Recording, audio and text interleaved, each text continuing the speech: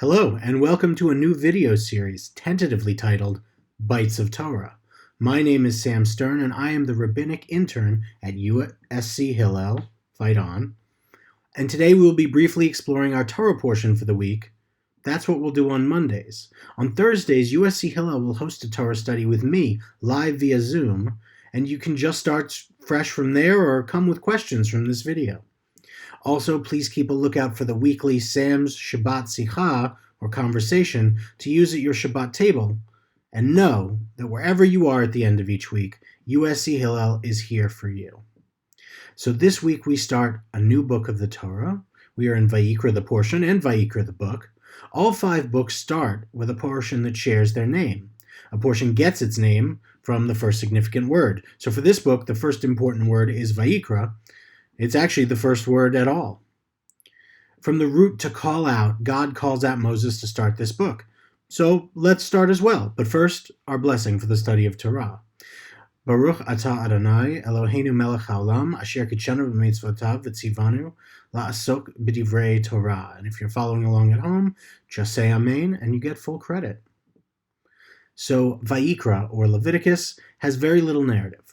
It begins with the instructions regarding the korbanot, which are sacrificial offerings. And the remainder of the book is devoted to legal questions about what are clean and unclean, laws for slaughtering animals, which animals are kosher or fit to eat, and priestly laws. It also includes various moral and ritual laws to do with maintaining the sanctity of religious worship and a detailed list of punishments incurred for violations. This isn't a familial narrative like Bereshit, or revelatory like Shemot. This is different from either of those.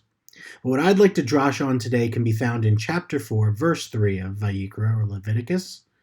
In it we learn that if an anointed priest, a Kohen or Mashiach, gets something wrong, whatever you want to call it, and has become guilty, the blame falls on the people, the Am, the nation of Israelites. That's a lot of pressure for a leader to be under. Most of us don't have the responsibility to make decisions for whole communities or nations. Most of the time, who is in charge is a matter of preference. Now, addressing real-world events, I know as someone who is married to a doctor that the actions of all of our leaders, from doctors and scientists to mayors and governors on up, all of their actions will have consequences for all of the nations of the earth. If ever there were a moment for universalism, essentially the idea that we all share a common destiny, that moment would be 2020. When we study Torah, I like to end with a nechemta, a nice ending. So here it is. For all the examples of hoarding and opportunism, I see more examples of people helping each other, even from a distance. From the formation of online communities to pop-up community food pantries, people want to help each other. In an environment like that, not even the leaders stand alone. We can and will all be leaders to someone, and we all can, and I believe will, stand together.